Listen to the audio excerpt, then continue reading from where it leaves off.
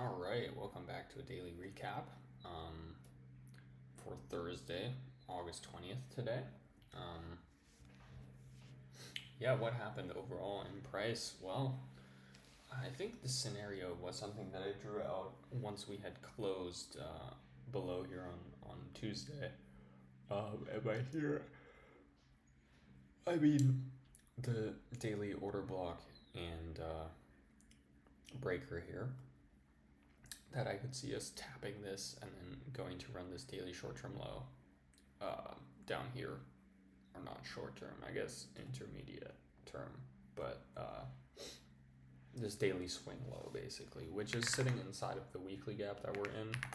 But again, like digging a little bit into the weekly gap, even if we are bullish, maybe like even deeper, uh, that's all fine, right? Technically speaking, but now we do have a daily change in the state bearish, so um, yeah, we're gonna have to see what we do now. I think kind of now is the point on the daily chart where like we've kind of met the low hanging fruit bearish targets, and like for anything more, like I guess the next big target on the daily time frame would be this gap down here, which would like be an extra 350 points. That's kind of realistic, but after that the next extension is kind of this low here, so yeah. um we'll see how likely that is. But yeah, what do we do today? um Today was an interesting day in a way, because we had already tapped the daily swing low just barely, um, pre New York, as you can see here at 8 a.m. Just a tiny wick below there.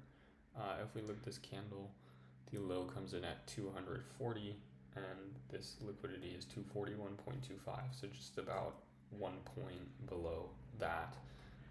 And one thing I definitely remembered uh, yesterday was something that ICT has said many times, which is that oftentimes with these high time frame key levels, if we just tap them by a point, or like barely touch them, chances are we will revisit them and make a little bit more of a wick, which we end up doing yesterday.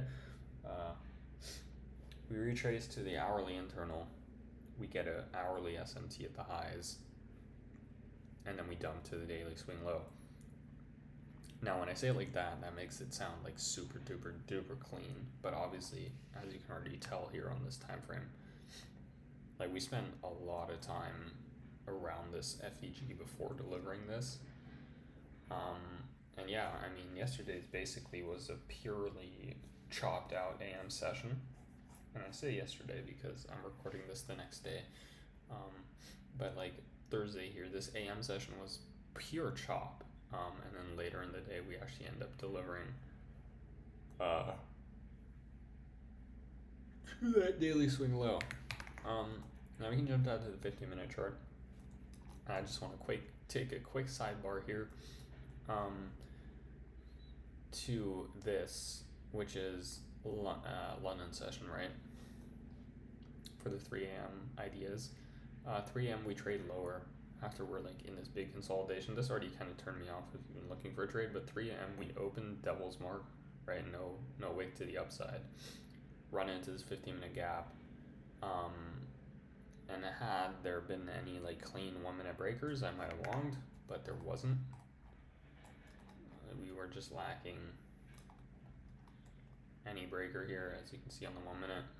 Like you could argue this, but at this point we'd already been like way down here, and yeah, I didn't quite mess with it. Like overall, I think rule of thumb, when I wake up and this is what price looks like, probably can just skip London, to be fair.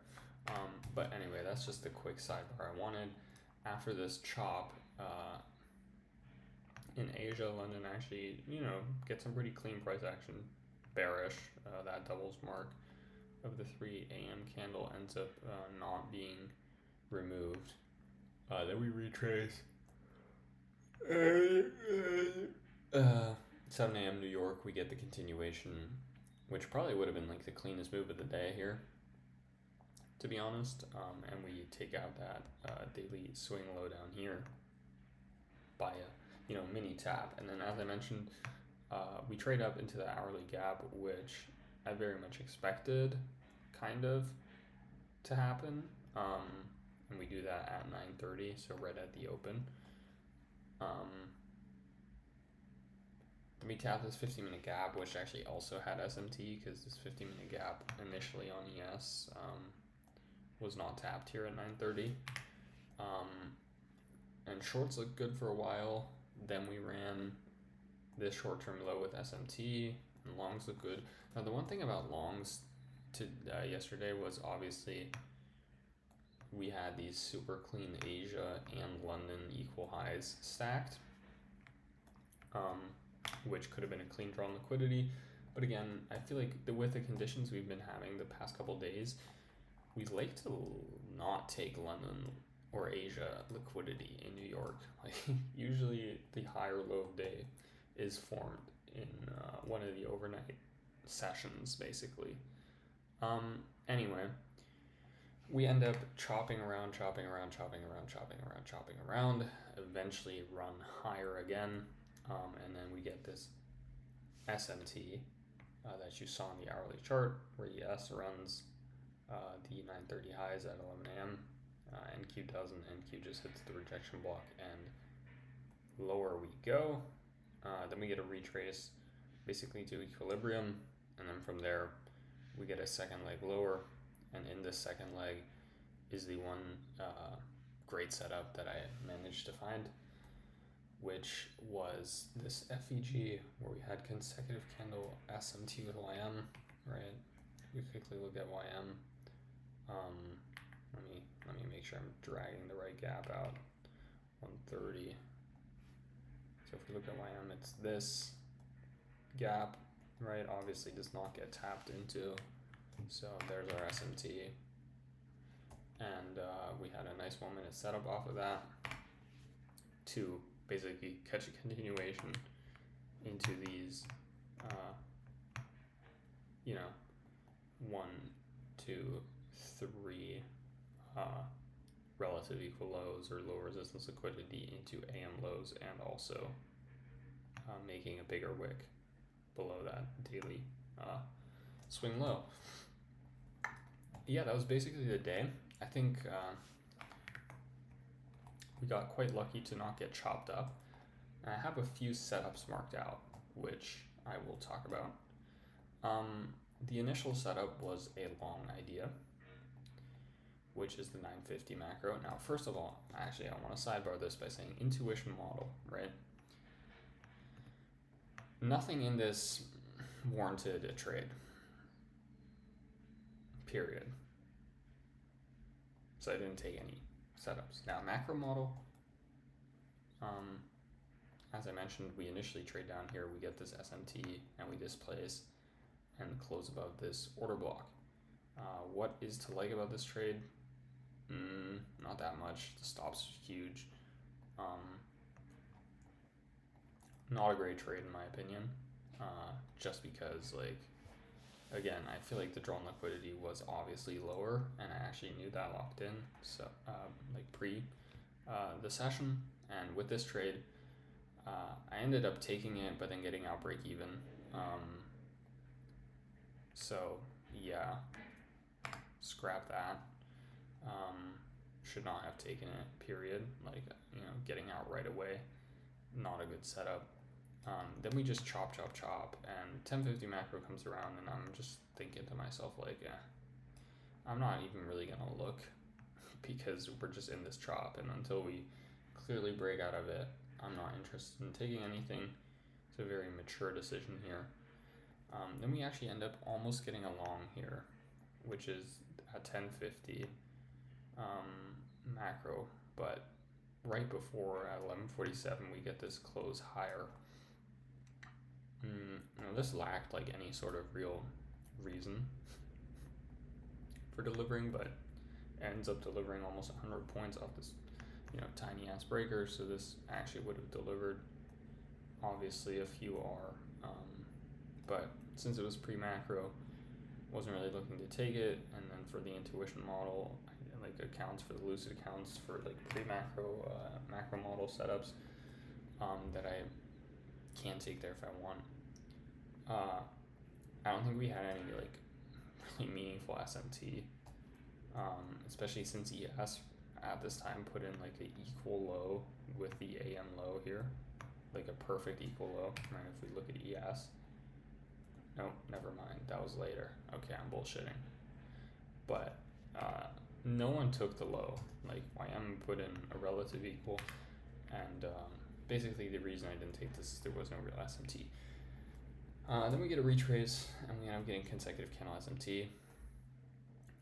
We get a breaker here.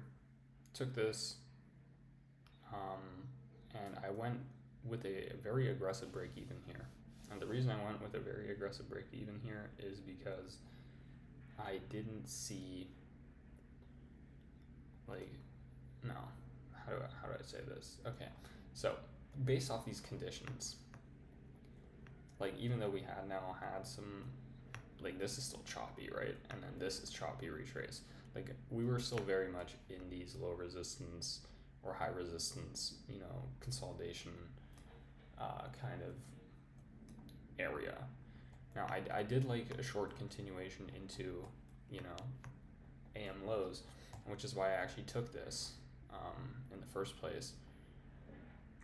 But the setup was lacking in a few departments, which this later setup here was not lacking in, which is there was no real 15-minute PD array that we were trading off of. It was just kind of, we retraced a bit, and now we have SMT. We were not at equilibrium of this range.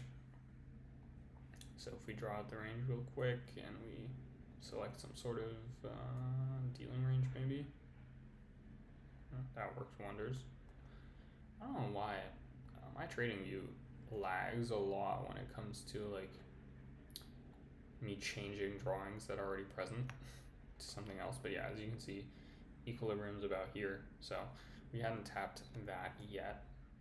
What just happened? Okay, that just took me out of replay mode for some reason. I don't know, trading is weird sometimes. So delete that, and then as I mentioned here, after we got this initial move lower, we inversed to 5 minute, I'm pretty sure. Yeah, here. So we inversed this 5 minute on that initial push lower, and for me, I was just like, okay, yeah, let's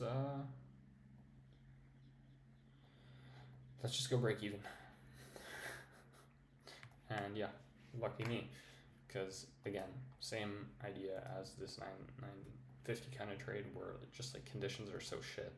Well, 950 was more like, this is a bad trade, let me get out. Here it was like, the trade's fine, but I think conditions are so bad that I would need to see some low resistance delivery in order to actually accept this as a trade. I think, real talk, I could have just not taken this. It's such a choppy SMR. Again, we haven't reached a premium yet. Forget about it. But then we trade lower, and also since there's no PD array, right? Like at least if we're not going to reach premium, at least like 15-minute gap, right? Which we have in this setup where the 15-minute gap was like something like this, and we tap into that 15-minute gap. We leave, equal lows down here pre the macro. We have this low and this low all stacked, and we run higher into the gap. Then we get this little formation here, which not a breaker, but we run this intermediate term 1 minute high up here, right?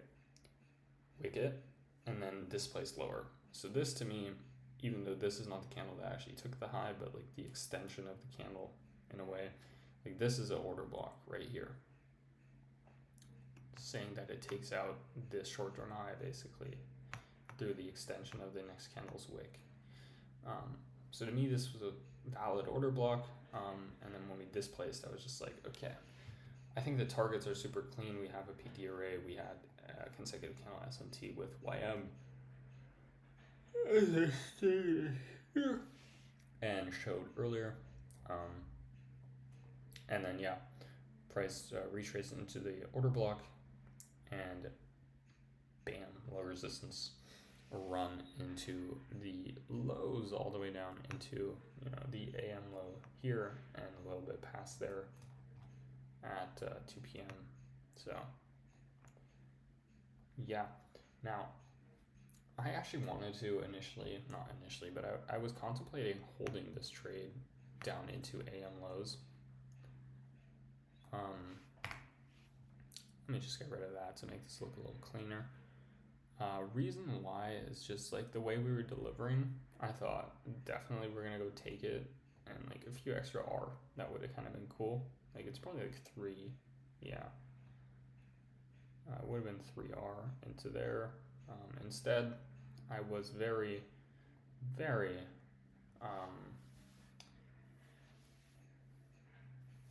you know, locked in on my rules, and I just let the limit at 2R get filled and called it a day. One break even right about when we took these short-term lows out here, the external basically, right?